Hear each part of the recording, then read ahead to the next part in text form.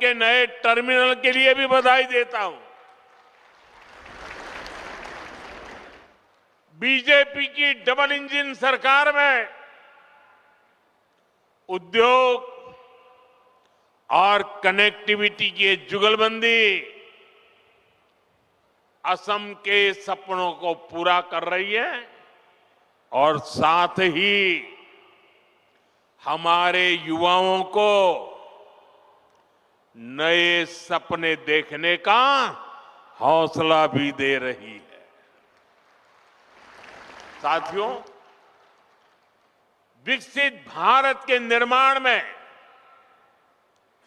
देश के किसानों की, यहां के अन्नदाताओं की बहुत बड़ी भूमिका है। इसलिए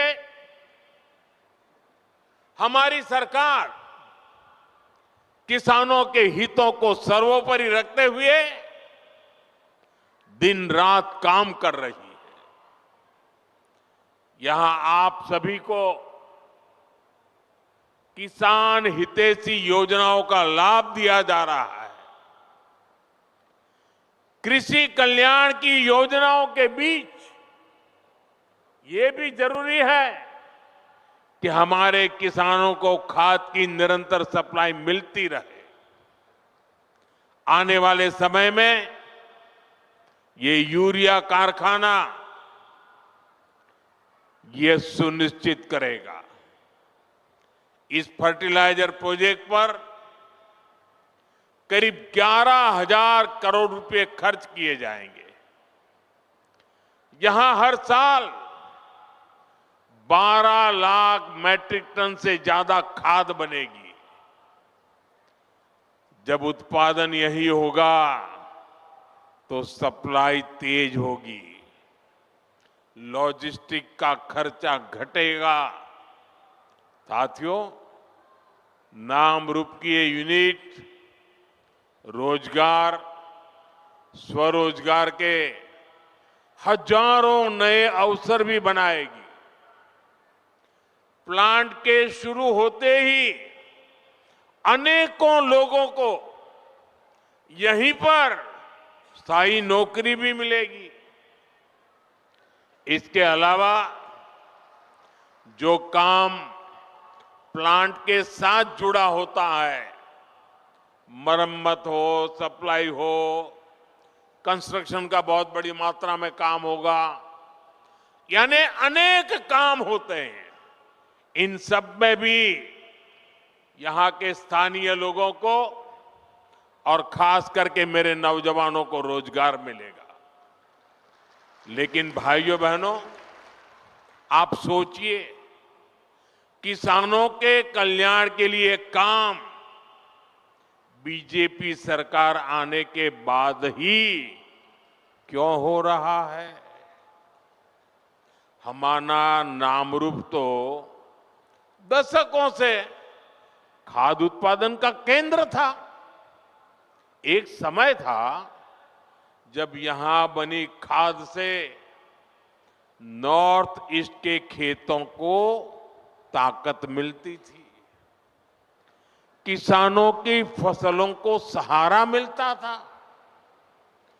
जब देश के कई हिस्सों में खाद की आपूर्ति चुनौती बनी, तब भी नामरूप किसानों के लिए उम्मीद बना रहा। लेकिन पुराने कारखानों की टेक्नोलॉजी के समय के साथ पुरानी होती गई और कांग्रेस की सरकारों ने कोई ध्यान नहीं दिया। नतीजा ये हुआ कि नामरूप प्लांट की कई यूनिट्स इसी वजह से बंद होती गई।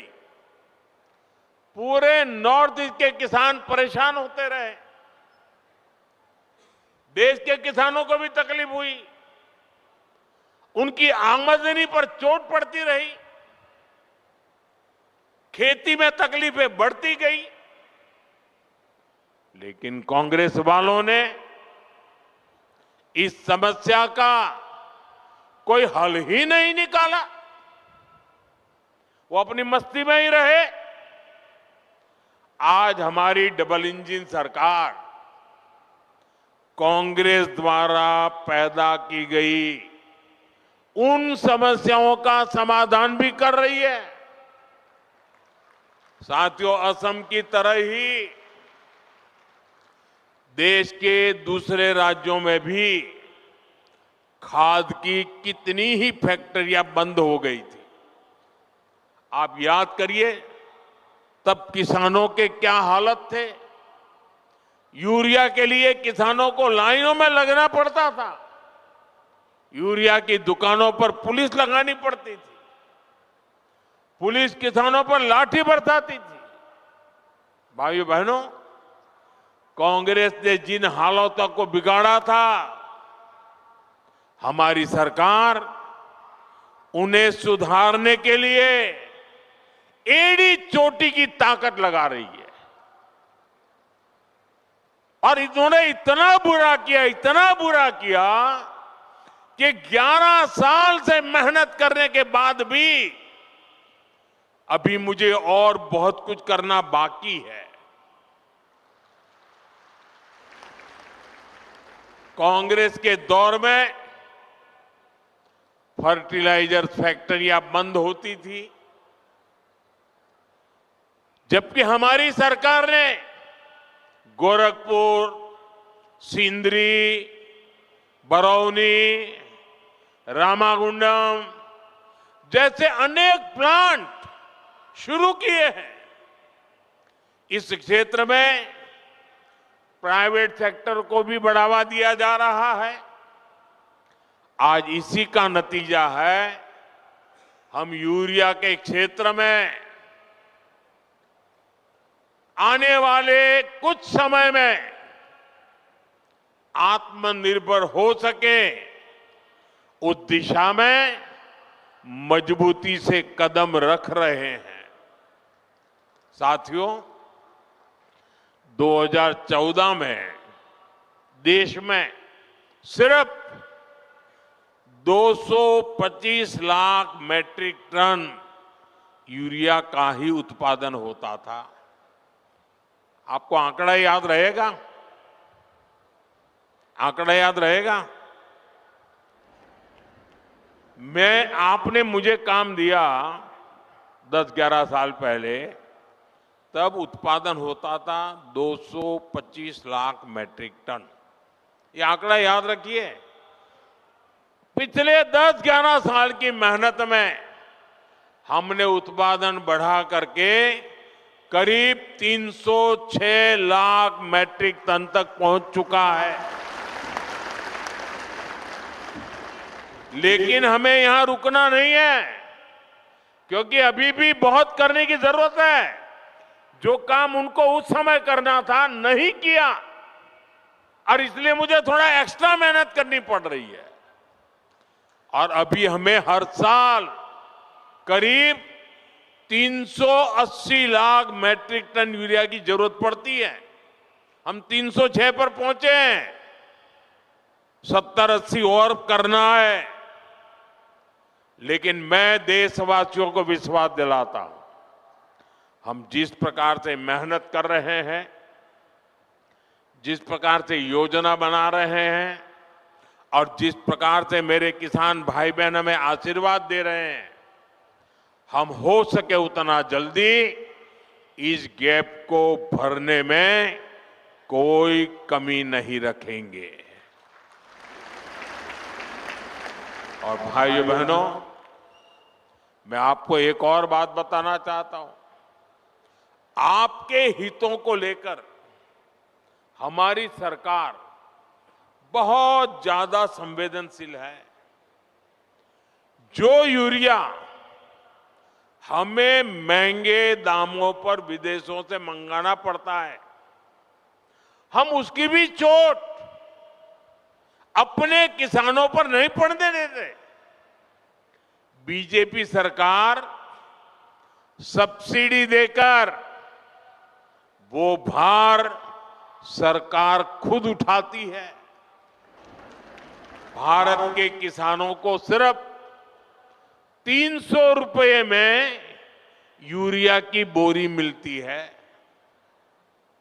उस एक बोरी के बदले भारत सरकार को दूसरे देशों को, जहां से हम बोरी लाते हैं, करीब करीब 3,000 रुपया देना पड़ता है। अब आप सोचिए, हम लाते हैं 3,000 में और देते हैं 300 में। ये सारा बोझ देश के किसानों पर हम नहीं पड़ने देते। ये सारा बोझ सरकार खुद भरती है, ताकि मेरे देश के किसान भाई बहनों पर बोझ ना आए। लेकिन मैं किसान भाई बहनों को भी कहूंगा कि आपको भी मेरी मदद करनी होगी। और वो मेरी मदद है इतना ही नहीं, मेरे किसान भाई बहन आपकी भी मदद है, और वो है ये धरती माता को बचाना। हम धरती माता को अगर नहीं बचाएंगे तो यूरिया की कितने ही थैले डाल दे, ये धरती मां हमें कुछ नहीं देगी। और इसलिए जैसे शरीर में बीमारी हो जाए तो दवाई भी हिसाब से लेनी पड़ती है। 2 गोली की जरूरत है, 4 गोली खा लें तो शरीर को फायदा नहीं, नुकसान हो जाता है। वैसा ही ये धरती मां को भी अगर हम जरूरत से ज्यादा, पड़ोस वाला ज्यादा बोरी डालता है इसलिए मैं भी बोरी डाल दूं, इस प्रकार से अगर करते रहेंगे तो ये धरती मां हमसे रूठ जाएगी। यूरिया खिला खिला करके हमें धरती माता को मारने का कोई हक नहीं है। ये हमारी मां है, हमें उस मां को भी बचाना है। साथियों, आज बीज से बाजार तक भाजपा सरकार किसानों के साथ खड़ी है। खेत के काम के लिए सीधे खाते में पैसे पहुंचाए जा रहे हैं, ताकि किसान को उधार के लिए भटकना न पड़े। अब तक पीएम किसान सम्मान निधि के लगभग 4 लाख करोड़ रुपए किसानों के खाते में भेजे गए हैं। आंकड़ा याद रहेगा? भूल जाएंगे? 4 लाख करोड़ रुपया मेरे देश के किसानों के खाते में सीधे जमा किए हैं। इसी साल किसानों की मदद के लिए 35,000 करोड़ रुपए की 2 योजनाएं, नई योजनाएं शुरू की है। 35,000 करोड़। पीएम धन धान्य कृषि योजना और दलहन आत्मनिर्भरता मिशन, इससे खेती को बढ़ावा मिलेगा। साथियों, हम किसानों की हर जरूरत को ध्यान रखते हुए काम कर रहे हैं। खराब मौसम की वजह से फसल नुकसान होने पर किसान को फसल बीमा योजना का सहारा मिल रहा है। फसल का सही दाम मिले, इसके लिए खरीद की व्यवस्था सुधारी गई है। हमारी सरकार का साफ मानना है कि देश तभी आगे बढ़ेगा जब मेरा किसान मजबूत होगा, और इसके लिए हर संभव प्रयास किए जा रहे हैं। साथियों, केंद्र में हमारी सरकार बनने के बाद हमने किसान क्रेडिट कार्ड की सुविधा से पशुपालकों और मछली पालकों को भी जोड़ दिया था। किसान क्रेडिट कार्ड केसीसी, ये केसीसी की सुविधा मिलने के बाद हमारे पशुपालक, हमारे मछली पालन करने वाले इन सबको खूब लाभ उठा रहा है। केसीसी से इस साल किसानों को, यह आंकड़ा भी याद रखो, केसीसी से इस साल किसानों को 10 लाख करोड़ रुपए से ज्यादा की मदद दी गई है। 10 लाख करोड़ रुपया। बायो फर्टिलाइजर पर जीएसटी कम होने से भी किसानों को बहुत फायदा हुआ है। भाजपा सरकार भारत के किसानों को नेचुरल फार्मिंग के लिए भी बहुत प्रोत्साहन दे रही है। और मैं तो चाहूंगा असम के अंदर कुछ तहसील ऐसे आने चाहिए आगे जो 100% नेचुरल फार्मिंग करते हैं। आप देखिए, हिंदुस्तान को आसाम दिशा दिखा सकता है।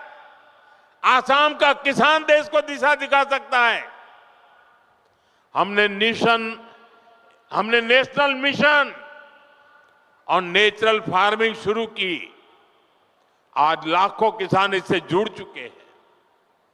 बीते कुछ सालों में देश में 10,000 किसान उत्पाद संघ एफपीओज बने हैं। नॉर्थ ईस्ट को विशेष ध्यान में रखते हुए हमारी सरकार ने खाद्य तेलों, पाम ऑयल से जुड़ा मिशन भी शुरू किया है। ये मिशन भारत को खाद्य तेल के मामले में आत्मनिर्भर तो बनाएगा ही, यहां के किसानों की आय भी बढ़ाएगा। साथियों, यहां इस क्षेत्र में बड़ी संख्या में हमारे टी गार्डन वर्कर्स भी हैं।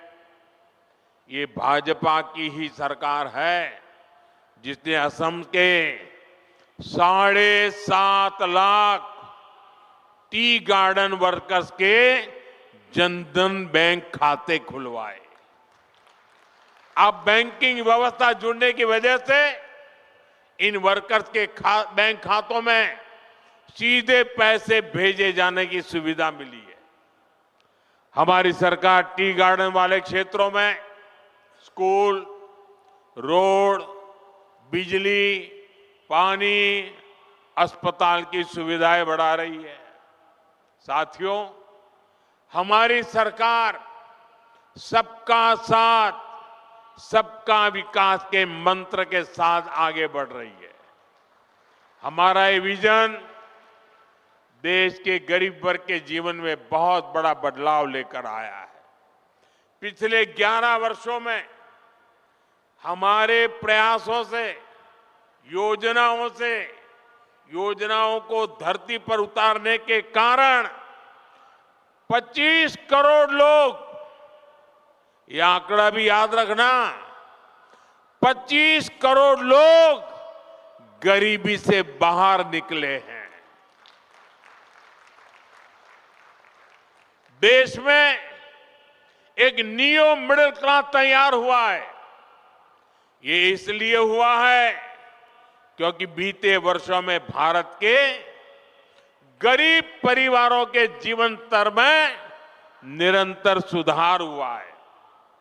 कुछ ताजे आंकड़े आए हैं जो भारत में हो रहे बदलाव के प्रतीक हैं। साथियों, और मैं मीडिया में ये सारी चीजें बहुत कम आती है और इसलिए मैं आपसे आग्रह करता हूं, मैं जो बातें बताता हूं जरा याद रख करके औरों को बताना।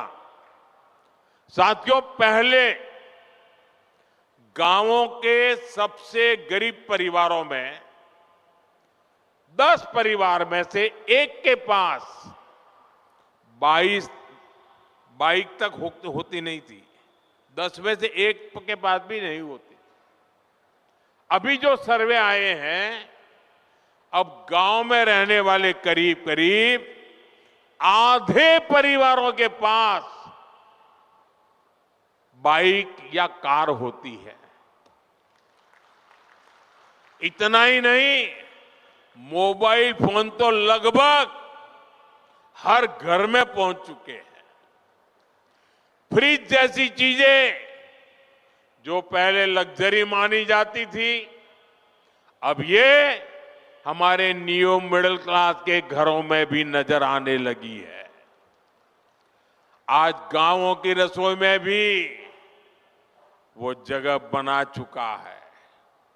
नए आंकड़े बता रहे हैं कि स्मार्टफोन के बावजूद गांव में टीवी रखने का चलन भी बढ़ रहा है।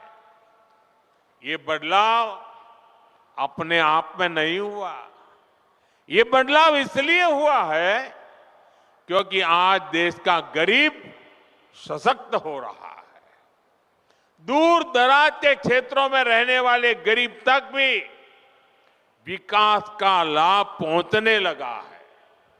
साथियों, भाजपा की डबल इंजन सरकार गरीबों, आदिवासियों, युवाओं और महिलाओं की सरकार है। इसलिए हमारी सरकार असम और नॉर्थ ईस्ट में दशकों की हिंसा खत्म करने में जुटी है। हमारी सरकार ने हमेशा असम की पहचान और असम की संस्कृति को सर्वोपरि रखा है। भाजपा सरकार असमिया गौरव के प्रतीकों को हर मंच पर हाईलाइट करती है। इसलिए हम गर्व से महावीर लसित बोरफुकन की 125 फीट की प्रतिमा बनाते हैं। हम असम के गौरव भूपेन हजारिका की जन्म शताब्दी का वर्ष मनाते हैं। हम असम की कला और शिल्प को, असम के गोमोशा को दुनिया में पहचान दिलाते हैं।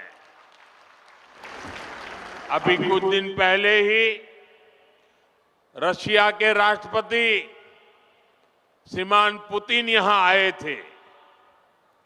जब दिल्ली में आए तो मैंने बड़े गर्व के साथ उनको असम की ब्लैक टी गिफ्ट किया था।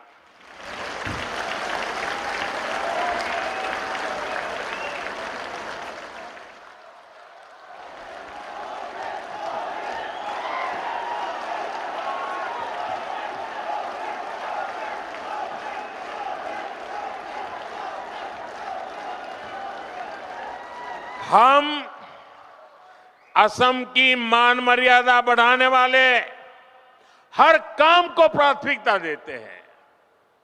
लेकिन भाइयों बहनों, भाजपा जब ये काम करती है तो सबसे ज्यादा तकलीफ कांग्रेस को होती है।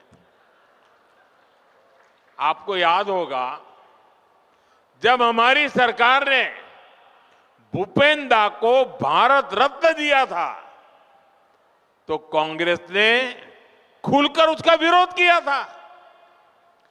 कांग्रेस के राष्ट्रीय अध्यक्ष ने कहा था कि मोदी नाचने गाने वालों को भारत रत्न दे रहा है। मुझे बताइए, ये भूपेन दा का अपमान है कि नहीं है? कला संस्कृति का अपमान है कि नहीं है? असम का अपमान है कि नहीं है? ये कांग्रेस दिन रात करती है अपमान करना। हमने असम में सेमीकंडक्टर यूनिट लगवाई तो भी कांग्रेस ने इसका विरोध किया। आप मत भूलिए, यही कांग्रेस सरकार थी जितने इतने दशकों तक टी कम्युनिटी के भाई बहनों को जमीन के अधिकार नहीं मिलने दिए। बीजेपी की सरकार ने उन्हें जमीन के अधिकार भी दिए और गरिमापूर्ण जीवन भी दिया। और मैं तो चाय वाला हूं, मैं नहीं करूंगा तो कौन करेगा?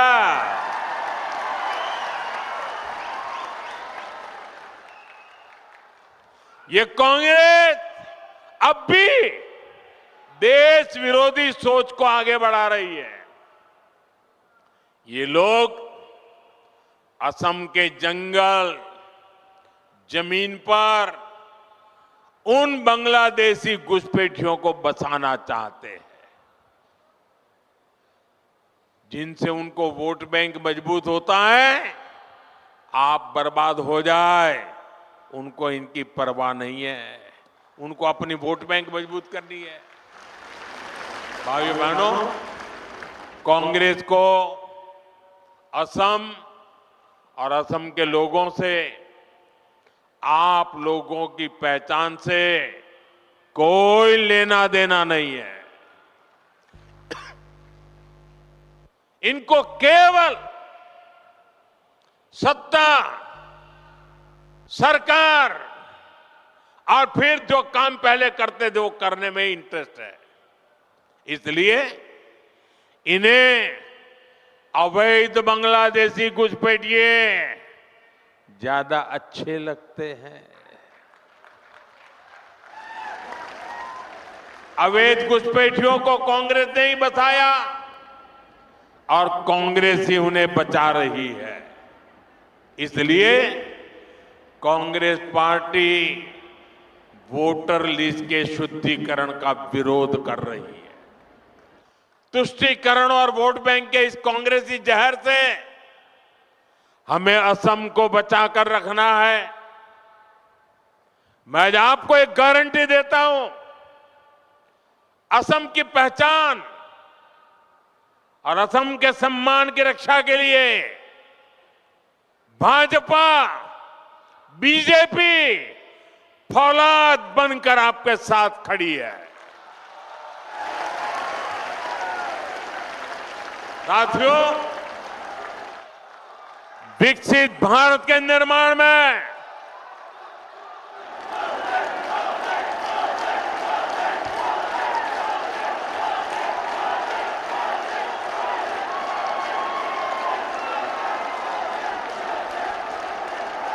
आपके आशीर्वाद यही मेरी ताकत है। आपका ये प्यार यही मेरी पूंजी है। और इसीलिए पल पल आपके लिए जीने का मुझे आनंद आता है।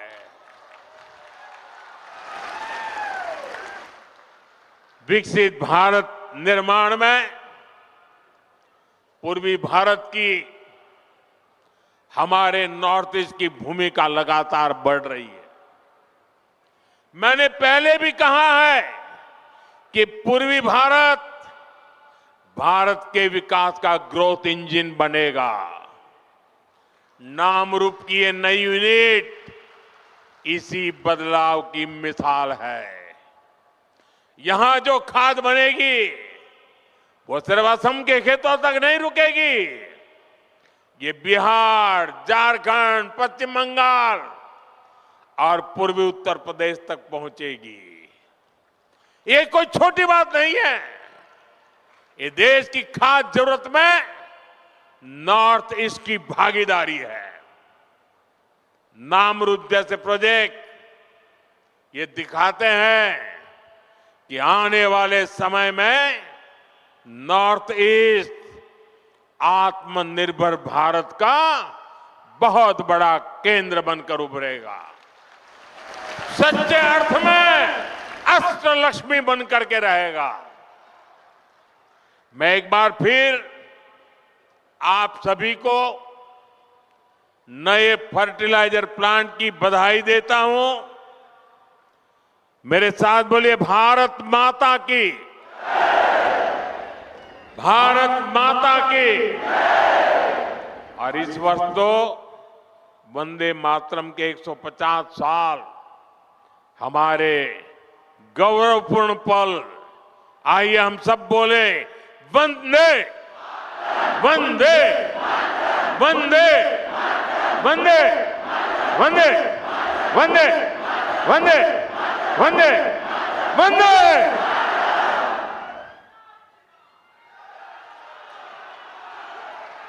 आपका तेजस्वी मार्गदर्शन